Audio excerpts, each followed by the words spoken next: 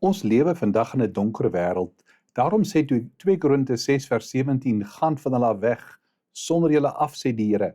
Moenie aanraak wat onrein is nie, en dan hierdie belofte, ek sal julle aanneem. Jy kan nie 'n heilige God omhels in die geloof, terwyl jy vashou met die ander hand aan onheilige gewoontes nie. Baie gelowiges probeer leef met een voet in die koninkryk en 'n ander in die wêreld. Ons wil graag God se seën hê, maar ons wil ook die begeertes van ons ou natuur versadig. 2 Korintiërs 6 vers 17 wys dat dit nie kan nie. Volgelingskap vereis doelbewuste afsondering van dit wat verkeerd is. Die apostel Paulus het hierdie woorde gerig aan die kerk in Korinte.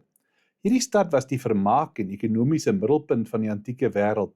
Dit was bekend vir geleenthede tot afgoderry, tot seksuele onsedelikheid en ander heidense rituele. En Paulus haal die profesieë uit Jesaja en Jesegiel aan om vir hulle aan te moedig, sonder julle af. Dit was 'n metafoor wat gekom het uit die Joodse seremoniële wette. Onrein verwys na enigiets wat jou verhouding met God besoedel. En 'n gelowige moet daarom waak dat sy oë, sy hart, sy dade nie toegegee word aan morele besoedeling nie. Die Romeinse handelsgildes van daardie tyd was 'n baie groot realiteit. Jy sien, die vroeë kerk was nie in afsondering van die wêreld nie. Vir hulle was dit 'n kwessie van oorlewing. Die antieke Romeinse werkers moes by handelsgildes aansluit om besigheid te kon kry. En elke vergadering van hierdie gildes het begin met offers van wyn aan die Romeinse gode. Dit was gehou in die heidense tempels. En die kos was kos wat aan afgode geoffer was. En die Christene het voor 'n harde keuse te staan gekom. Of ons maak kompromie, of ons staar armoede in die gesig. En baie het gekies. Hulle gaan die gildes verlaat. Hulle het die risiko van swartlyste, isolasie en finansiële swaarkry geken.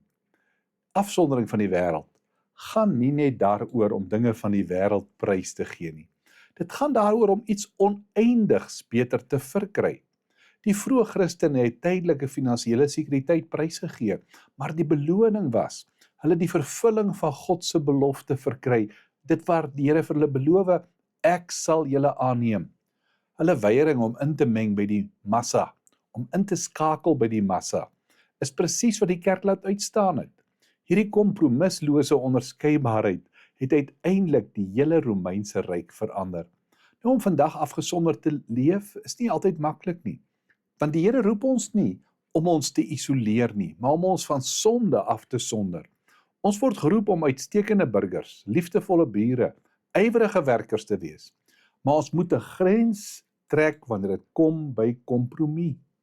Om hierdie waarheid vandag toe te pas, dink 'n bietjie aan die volgende 3 vrae. Kom ons praat oor jou verhoudings. Trek jou verbintenisse jou nader aan Christus, of dryf dit jou om kompromie te maak? 2.